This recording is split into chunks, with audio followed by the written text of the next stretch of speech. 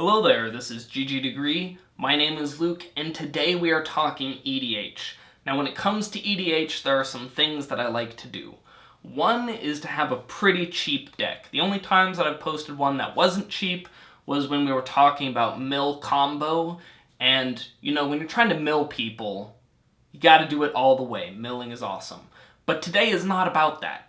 Today is about cheap decks that win and are unfun for everyone else except for you, which is what's important. You have to look after yourself sometimes. So today, we are going to take a look at this card. But let's take a bit of a closer look. Okay, so the card that we're looking at here is Purphoros, God of the Forge.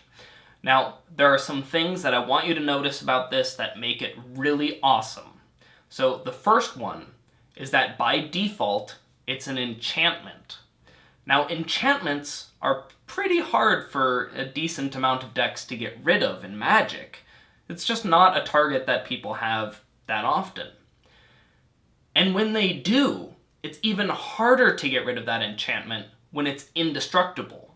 Am I right? Indestructible enchantment? That's pretty darn hard to get rid of.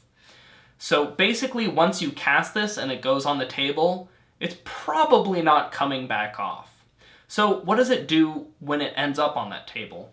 Well, the first one is that if your devotion gets too high, and your devotion is the amount of red symbols in the permanents on the battlefield, if it gets too high, then it becomes a creature, which you don't want to happen, because you don't want it to be able to be targeted by creature removal, which is a lot more diverse and powerful than enchantment removal. So basically we're just playing our commander here as a very annoying enchantment. And what does that enchantment do?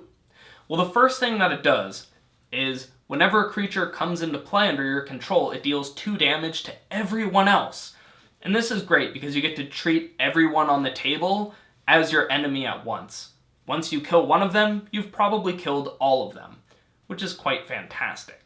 Now, how do we take advantage of that? Well, we want as many creatures as we can get for the fewest amount of cards, and that means tokens. And when you've got a battlefield full of weak tokens, what's better than giving them more power, which is exactly what Purphoros will do for you. He incentivizes you to make tokens to kill your opponents, and then he makes those tokens better through his ability. That is amazing synergy just built right into the commander. It's important to note, though, that the damage from Purphoros is not commander damage. Commander damage comes from when you're hitting them with an attack, not with an ability like this. So we know that with this commander, we want to have a lot of creatures to do the most damage with his ability as possible.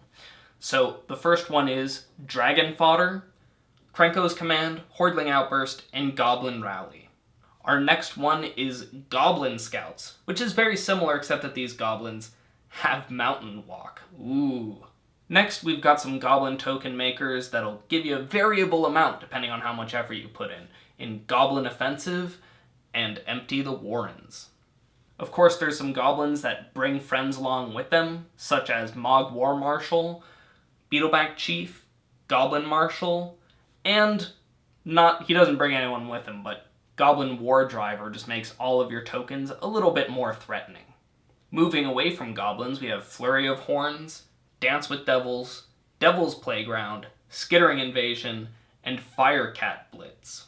You can tell that we're making a lot of tokens here. Moving on, we have Molten Birth, Devastating Summons, Emrakul's Hatcher, and Chancellor of the Forge.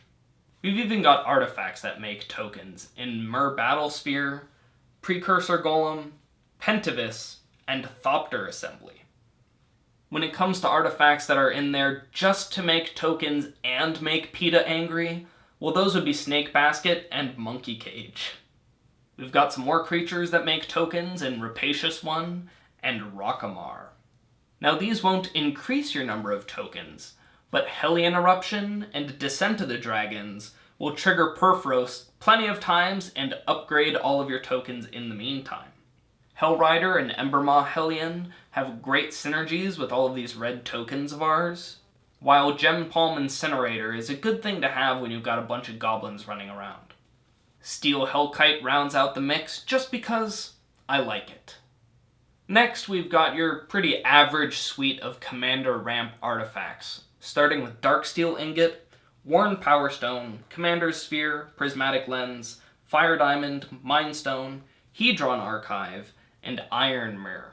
Our last ramp artifact is Ashnod's Altar, which is really great for wiping your own board in response to something that would give your opponent a benefit. You can use it to ramp out big X spells. You can do all sorts of stuff with Ashnod's Altar. It always looks much weaker than it actually is. Next, we've got our Value Town spells, which will just make the deck run really well and feel good. The first one is Impact Tremors, which, since we're making so many tokens, is clearly going to speed up our clock quite a bit. The next four are Faithless Looting, Tormenting Voice, Magmatic Insight, and Rummaging Goblin.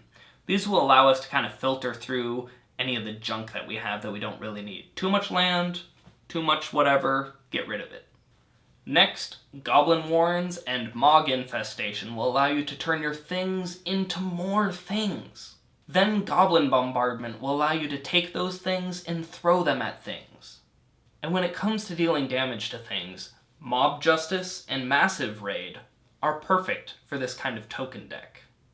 Tooth and Claw and Spawning Bed will allow us to grind through all of the token making that we have to do to kill our opponents.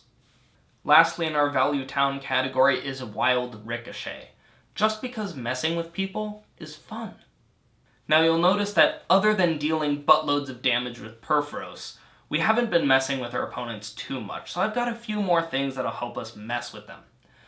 The first one is Mizzium Mortars, Relentless Assault, Ruination, Vandal Blast, Shattering Pulse, and the last one, Scour from Existence, which has a very high converted mana cost, but allows us to do a lot of things in red that we normally wouldn't be able to. A lot of things we wouldn't be able to touch, things like enchantments, we can now get rid of.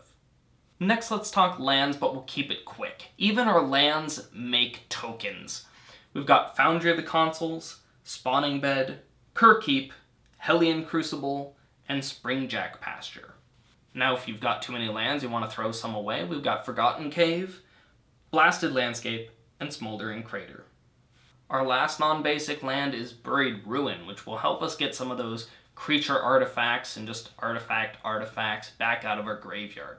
To round out the list is a healthy and simple 26 mountains. Now, how much money do all those cards add up to? They add up to $48, which, when you consider that Purphoros is $8, that's pretty good.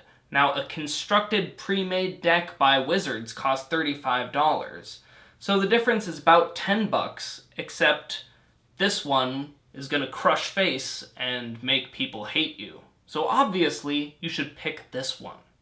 Now, of course, some of you will want to pump up this deck, spend a little bit more money, and I suggest a healthy discussion down in the comments. I'm sure tons of people have ideas on how they'd make the deck stronger that you can look at.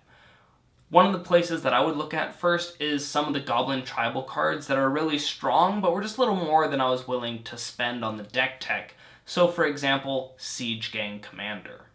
Alright, well that wraps up the video today. If you enjoyed it, go ahead and hit that like button. If you really enjoyed it and are looking forward to smashing face with Purphoros, then go ahead and hit that subscribe button if you like. And as always, I'll see you next video.